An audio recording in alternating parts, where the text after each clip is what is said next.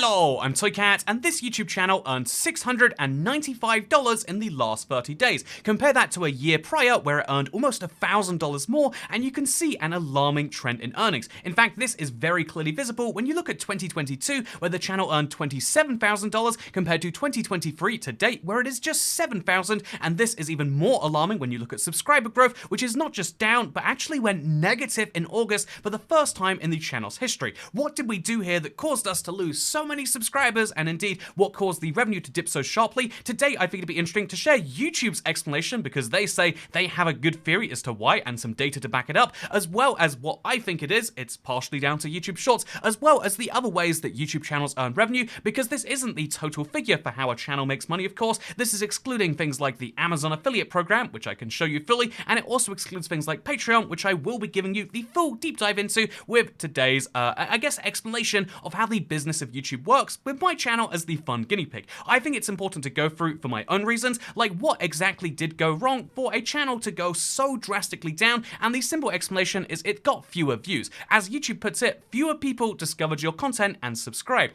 If you want to make lots of views and subscribers and eventually money, then you need to have people watching your content, and if fewer people discover it, then that goes poorly. And here is how YouTube puts it: the typical number of people that discover my channel is between 400,000 and 1.8 million people, people who have never watched a video before, who are just checking it out for some reason, and the number of those people who subscribe is about 2 to 4 in every 1,000 of those same people. And so I got 177 subscribers, because although more people who did watch chose to subscribe, much fewer people were watching, which means fewer long-term subscribers, and most crucially, fewer people watching means fewer ads being served, and so revenue is down. And so there we go, we've solved the crisis, that's it. However, if you look back at something interesting, you can see this drop in revenue started in October of last year. This was the last good month before revenue started to drop down to 1,800, then down to 1,000, and it's kind of stuck about that level ever since. And so what exactly happened between October, November, and December that caused this huge sharp decline? Because December is usually one of the best months on YouTube for ad revenue. Well, you can see, looking at views, that actually nothing changed there at all.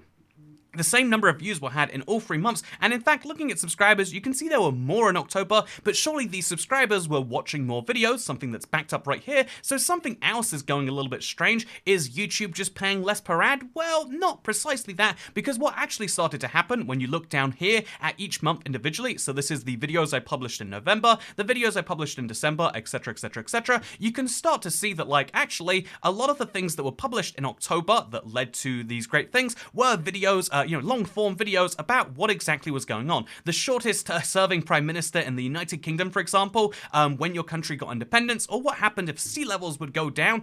These are all very interesting discussions, and then you can see, like, well, things going on in this simple explanation, and you can see that these videos were at least somewhat popular, and then we started uploading a lot more shorts. You can see the next country to reach 1 billion people, the 5 most religious countries, and so on and so forth. We started to experiment a lot more with shorts, and these shorts started getting a lot of views. If we check out the last 365 days, you'll see that almost every single one, like, you can see the views, they spiked a lot right here, and you can see that most of my most viewed videos, in fact, wait, every single one of the top 10 most viewed videos are YouTube Shorts. 1.5 million views on my biggest city on each continent, or this American state has a GDP larger than 193 countries. I think we did a really good job in Shorts on this period. However, 1.5 million views in a short might be a lot more than, say, what's a recent video right now? The map of Azerbaijan is changing again, but 18,000 views on the map of Azerbaijan changing leads to $41, and that's before the last few days are counted. Whereas if we compare that to 1.5 million views on the biggest city for each continent, you can see that results in just $25. My most popular short, which has, by the way, 2.4 million views total, and I'm sure this Indian video right here is also at about $13 for 1 million views. These videos are resulting in a lot of people subscribing to the channel. However, this was, my gamble was, well, you give up on the money. Basically, for these videos to do well, it means you get a lot of views, so people know who you are. Some of those people choose to subscribe, either directly on the video like this, or maybe later when they see it on the main page, and then the money you get is basically a tangential benefit. Getting money for these videos means nothing compared to these subscribers. Having 980 people who care about what you're making and want to watch it is worth much more than $13 $15 in the long run, because if you can, again, if we look at this video with just 18,000 views, and this is severely undercounting the views because a lot of those were recently, 18,000 views, you can see, result in more than $40, which means about 0.2 cents per person, right? Like every 1,000 views is equal to about $2, and so 1,000 new subscribers, if they wanted to watch every new video, is worth $2 extra on each video. This was a gamble that I kind of willingly took last year, thinking it was a smart bet. Like, you know, in the there are lots of things you can do as a YouTuber. One of those things is you can play to exactly what your existing subscribers want, or you can try and find the things that new subscribers want, which is exactly what YouTube tells you to do here. You need to experiment with new topics and formats that will get more people interested in your YouTube channel, and so I decided to play the game that YouTube set out for me and kind of played out here, and I decided to upload YouTube Shorts. And you can see, even now, the most recent shorts we've uploaded do very, very well compared to regular videos. They get at least double the same views, or, you know, like you can see 44,000 views on this versus 19,000 on the last one. However, then if, basically a YouTube short needs to go much, much better to ever compare on revenue to a real video, and to actually compare on the long-term benefits of subscribers is a bit more of a murky question, because I am getting a lot of subscribers from these, and indeed, if you look at the trend from last year, you can see we gained 5,000 subscribers this year versus 58,000 last year, which a lot of those were in the early days of the year with Russia invading Ukraine. But you can see that, like with the shorts, we gained a lot of subscribers on some days, over 100 a day for a lot of the parts of the year, which is a massive, massive gain. However, the gamble to get subscribers at the cost of revenue actually did not work at all. The gamble to say that people who are subscribed might appreciate learning about French Antarctica being the saddest Antarctica, or Google Maps' best unknown feature, was actually incorrect. The truth is, these YouTube shorts were very popular. Even, this one right here raises some really interesting questions about Europe that people subscribe because they want to see more of. However, people hitting subscribe is very different to people then going and watching more videos. Or potentially you could say all of these people have subscribed and watched videos, and maybe all of the previous subscribers have left. But the way I see it is gaining subscribers from YouTube Shorts has not been a very profitable decision. The only way it makes sense, in my opinion, is if you have such a perfect overlap between your shorts and your regular videos. For example, this is a short about which countries have no taxes. Maybe we'll use a more successful short, perhaps, actually, for an example. So this is a video about the American state with a GDP larger than 193 countries. Wow, you have to go watch it to find out. It's California, by the way. But you can see that if I started making videos about maybe how rich certain American states were, people would tangentially find that, and then you could help them tangentially find the rest of your YouTube channel. But the truth is, YouTube Shorts is just feeding videos to people, and so it's very, very hard to then get those people to actively seek you out later, or even if they do subscribe, which is a really, really big goal on YouTube, or at least it has historically been, you need to then get them to get in the loop of watching your video, because subscribers mean nothing on YouTube if people don't want to watch your stuff. There's this kind of concept that most YouTube channels have, which is dead subscribers, and it basically is that you can have 1 million subscribers on YouTube, but you can still get 10 views a video. You can have 10 subscribers on YouTube and still get 1 million views a video, because subscribers are just kind of a sign that someone at one point wanted to see your stuff, but you can want to see lots of stuff. If you don't actually watch it, YouTube won't serve it to you. To give an example of this, actually, let's go to my YouTube channel, and let's go to my homepage. Hello, I don't use this YouTube channel to watch videos, by the way. I've only accidentally clicked on things. We're going to show you what YouTube tells me to watch. I'm subscribed. Well, actually, I'll show you my subscriptions. My subscriptions are just my other YouTube channels, Vandergraaf, and then the Power Up podcast. You can see I've got a very, very, I subscribe to myself exclusively, but these are the channels I subscribe to. I'm telling YouTube only give me my own videos, kind of in a funny way, right? Because I don't use this YouTube channel to watch things, and I'm going to tell you what it shows me. Okay, there's the thing I subscribe to, not someone I subscribe to. It is a friend of mine, from way back in the Minecraft days, but we've got Geography Bible, that's related to my YouTube channel, I guess. We've got Tom Scott, I am subscribed to on the main channel, but I haven't ever watched a Tom Scott YouTube video here. It's just assuming I want to watch it. The same is true with Chess with Patrick. Is he playing chess 2,000 days in a row?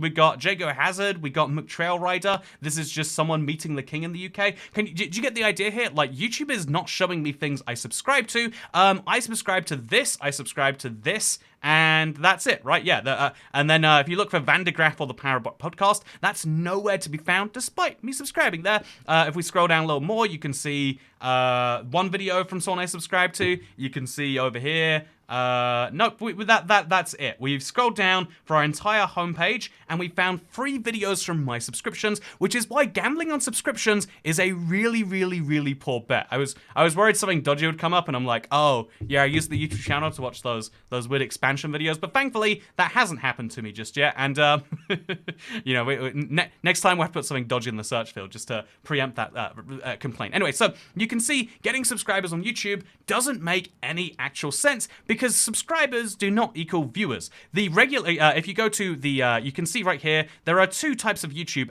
viewers as YouTube sees it, returning viewers and unique viewers. I don't know why I can't see the stats on these. Let's go back to September, I guess. Last 90 days.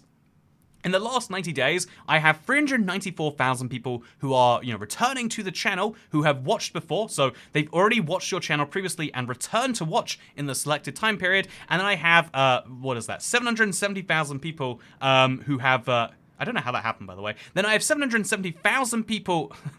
This is such a messy UI. It's so hard to actually see stuff because of these giant bars. 777,000 people who are unique. So I guess off those, there are about half of people who are watching for the first time. That's healthy growth or whatever. And then half the people are returning. Subscribers do not matter whatsoever on YouTube is a thing that I've realized. And to prove that, let's take... I guess we could go for like July, which is a month where I gained subscribers. I had 379,000 unique viewers, 200,000 subscribers, versus August, a month where I lost them. My returning viewers went down a bit. And then September, where I gained them, my returning viewers is actually down. Even though I lost subscribers in August, I did a better job in attracting viewers because even if people unsubscribe, if those people continue to watch, they're actually better off than someone who's subscribed who doesn't. And even if someone, and someone who doesn't choose to subscribe but continues to watch is much better in terms of actually helping you out. And so yeah, when you look at the videos here, you can see some of these videos that were very popular with viewers of the channel. India's states, for example, is something people were asking for a while. It actually leads to very few new viewers returning. The same is true for this YouTube short. The same is true for countries having the best internet. And this video, which I thought was real fun, and a lot of subscribers were like, yeah, I'm glad you covered this. I was really waiting for you to do so. These are great videos for feeding your existing subscribers, but these 3 videos are the ones that are great for getting new viewers to return. In fact, this YouTube channel doesn't have a single video that says hi or great, but you can see that the goal is to have these videos, more of these videos and fewer of these, if your goal is to maximize revenue. And that is something that's great. Here is, by the way, how that works. You can see it kind of stacked up here. My average CPM, I don't think you're meant to share that actually, is about 2.58, but if YouTube asks, I didn't share that. I think that's against the terms of service. So instead what I'll say is... Oh, so how's the weather where you're going? So instead I'll say maximizing your revenue can be done in 2 ways. One of these is via the, just maximize the number of people watching your stuff, which is to say don't worry about subscribers because they are just a way of flexing on people and getting these lovely silver and gold award buttons. But the second, also by the way, there's research here. I can see what my viewers have been searching for. People really want to know how many countries there are in the world, and if I click this, it'll tell me that my video doesn't come up first, which is greatly disappointing. Oh wait, no it does, it comes up here. Let's watch a Toy Cat short on the thing. But yeah, if people find this, it's much worse for me than if I was Wonder Why and people were clicking my video. Even though 500,000 people click this and 300,000 people click this, they would be watching 23 minutes of an actual YouTube video, which is what you're in the business of promoting. YouTube has tricked a lot of people via subscribers and via the massive metrics which get blended into the rest of yours. Like, look how good views are doing. It's because you're uploading shorts. But the actual analysis in the long run, after having done this for so long, is yeah, it attracts some new eyeballs, but unless you can convert those people immediately, you have just started working for significantly less than minimum wage. If you want to know even a more depressing fact, sorry, I want to talk about the revenue, about how this makes sense, because what do we do in a year where YouTube revenue goes down $20,000? This is a fun side project, so thankfully I'm not bankrupt just yet. But instead, I think what will be more fun to talk about is, if we look right here at some of these shorts, I did make a few of these myself, but then I started paying for them to be edited. And if we, I can give you the secret fact right now, not a single short on this YouTube channel has broken even yet. I pay more than $25 for my editors, maybe wrongfully so, yeah, when you take the average of even the best videos, you can see that I am actually losing a substantial amount of money to gain subscribers who aren't watching the videos. I wasted time to work for below minimum wage and then paid more than minimum wage out to someone. And so basically what I'm saying here is, pro tip, YouTube Shorts are a very, very, very powerful tool, but I have not been able to get them to work. Some people say, what about TikTok? By the way, if you look on TikTok, there are lots of fake toy cats. I cannot work out why. Like, does anyone know, if anyone knows, let me know in the comments. What is the benefit of just pretending to be someone else like this and say, like, I'll bring a surprise for you if you follow and support me, and then just uploading the same shorts from elsewhere? Like, they don't get monetized because you need 10,000 followers. This guy's the closest being monetized, and he's just uploaded 2 YouTube shorts from the third channel. Hello, I'm Toy Cat. Tastes like Welcome back. space. I'm very confused. Why are they all doing such weird... Like, there's so many of them, it has to be bots. Like, this person's pretending to be Toy Cat, but it's ABX Toy Cat. We got... my point here is what is going on here. But also, you can see I'm about to hit 10,000 followers and get monetization. And I've done the maths, and the YouTube Shorts, which are earning about $20 each on YouTube, are going to start earning me about 4 to 5 cents a piece here on TikTok. So I'm just saying, if we can get 250 more followers, I will start making dollars a year. That's right, several of them. So yeah, that's a key source of revenue. But more seriously, you'll notice that this is why a lot of YouTubers turn to things like Patreon, because trying to get a unique number of viewers every month going up and up and up can be a real struggle. So what do you do instead? You go to Patreon and you ask people to pitch in directly, which is kind of the big tier here. So you can become a channel member, basically. You can be someone who supports the channel at one of 3 tiers here on Patreon, and I'll try not to give you like a sales pitch on it. You can decide for yourself. And so this is something that a lot of people do like, because you directly support the YouTube channels that you enjoy. However, to kind of like simply go into it, if we actually look at if we look at it, you can see that a lot of people support on the low tier, some people on the mid tier, and some people on the top tier. So you'd expect, what does this actually result in? Well, I've got some insights for you. So there's a lot of things you can do here on Patreon. One of them is you can see who's watching your stuff. One of them is you can see who's messaged you.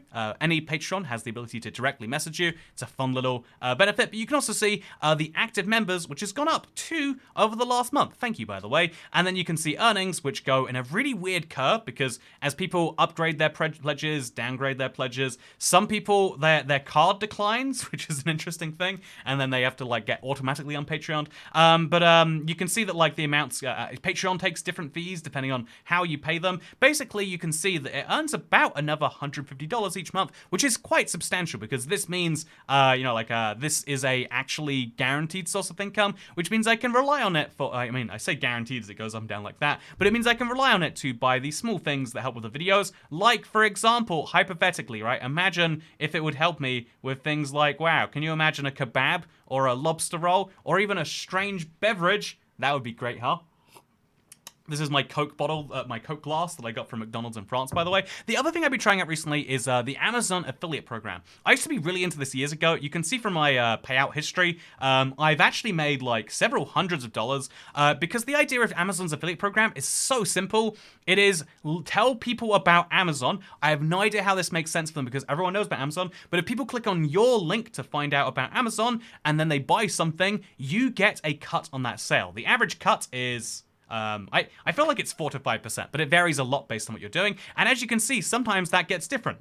I'm eligible to earn a bonus. That's exciting, actually. Let's find out what it is. So, yeah, there are all sorts of different bounties and bonuses. So, for example, Audible is a classic example. They will pay you $5 if someone signs up for Audible using your link, which is why so many creators will recommend Audible, because you just say, I've been reading this book, and so people have to download. Also, wow, Amazon's affiliate program is always so slow. They are a company, they are the global leader in server providers, but they have no idea how to actually make the site work. So, just if you're curious, I've started getting back into the Amazon affiliate program. And so in the last month, I earned $4.39. I'm getting rich, I am. It's very exciting. Sorry for clapping. I think that's bad mic etiquette. But yeah, you can see the rate promotion means that my, because Amazon Prime Day is running, and I guess all the way through Christmas, if I click this button, which expires in 13 days, I will start earning 5% if you buy a tool using my link. I'll start earning 12% if you buy luxury beauty. That's right, I'm becoming a beauty influencer, or kitchen is going up to 9%. That's the second best one, which means all I have to do is go on Amazon and be like, okay, do you want to buy maple syrup? That's not a kitchen thing. But for example, while I was in the United States, I really loved this like Ninja 31-in-1 cooker, I think it was called. It was, it did every single thing. You put it on your countertop and it did it all. It wasn't 12-in-1, it wasn't 31-in-1. It was insane. It's like, yeah, what do you want to do? Do you want to air fry? Do you want to sous vide? Do you want to slow cook a thing? Dehydrate it? We do it all. If it goes inside it was a rice cooker. I had the best rice for months while I was living in the US. And yeah, so if you want to buy, I can say, wow, I recommend this Ninja one in particular. I don't know if Ninja's the best brand, but they're the one I trust. I would say they're the best brand because they're ninjas. And then I say, I can click this link up here, and then it will give you a link, which by the way will then take you to your local Amazon site if you live in one of like 10 countries, and then I'll earn 9% if you buy one. Is this an accidental ad pitch? Buy the Ninja. If you want to support the channel, you can either watch videos, or you can give money directly, or you can buy a Ninja SF301 Speedy Rapid Cooker and Air Fry, 6-core capacity, 12-in-1 functions to steam, bake, roast, steer, saute, slow cook, sous vide, and more. 15-minute speedy meals all in one cook. I'm just saying, is there any other YouTube channel that has tried that? And I don't know for sure. But yeah, I'll earn slightly more if you choose to do so in the next 30 days. So in the next 90 days, make sure you do so after this video. It's such a ridiculous idea. But it's one of my favorite cooking appliances. But I could say this for anything. Like buy this spoon. It's a really nice spoon. It costs $14. Jeez, oh, it's 12 of them. Still, $14 for 12 spoons. Don't, instead of buying spoons, buy yourself a Ninja air fryer, saute, slow cook, sous vide. You'll have a much better time. For now, though, thank you for watching this video. The simple explanation is I think focusing more on these these side source of income is an important thing for the future, because YouTube does determine sometimes, like when shorts came out, regular videos are much harder to attract people's attention with, because the same amount of time on YouTube is now split between the stuff that earns creators next to nothing and the stuff that does earn them, something. And the other thing that's worth mentioning is that I believe that going after subscriber growth has led to nothing here, and instead it's important to actually make content that appeals to new people within the existing format. Like I could make best recipes for the Ninja slow cooker, air fryer, sous vide all in one, but then no one's going to watch the map videos afterwards, so it has to be an important. Also, wow, look at this, 82% retention at this moment right here. Yeah, this is the best video for audience retention. We should make more like it. But anyway, the point is to say it's important to make videos that appeal to new subscribers and make people want to check it out, but realistically, don't make people want to subscribe, make them want to actually watch your stuff, and then like your stuff so much they'll buy a Ninja SF301 Speedy Rapid Cooker and Air Fryer, 6-core capacity, 12-in-1 functions to steam, bake, roast, sear, saute, slow cook, sous vide, and more, and that is why I... This is just so many keywords in one place. Anyway, that is why I'm going to do that. I hope you enjoyed this video, by the way. Make sure to use my code TOYCAT. This code right here will be linked down below if you do want a Ninja SF301 Speedy Rapid Cooker. And just know if I do something silly on the channel, like, what about maps that will change the way, maps that will give you a lot of XP? What does that even mean? Oh, that's a Fortnite thing, right? So what if we tried to make Fortnite videos, it wouldn't go well. But if I make maps, everything about maps is about Fortnite, apparently. Maps world. If I start making maps of the world, fun maps that describe our world, 100 maps that describe the world, this guy really upped his ante. No way, he downed his ante. It went from really, really fun down to, I guess that works. Anyway, the point is, if you see some new stuff, you'll understand why, and hopefully you'll appreciate it and look at it with your eyes and then click it, and then buy maybe even go crazy and get yourself a Ninja SF301 Speedy Rapid Cooker, Air Fryer, 6-core capacity, 12-in-1 functions, steam, bake, roast, sear, saute, slow cook, sous vide, and more. Thank you very much for watching. Second channel, don't care. Goodbye. I actually like this product, and I felt like it should have been one I didn't like. It would have been much funnier. Yeah, buy it. Link down below.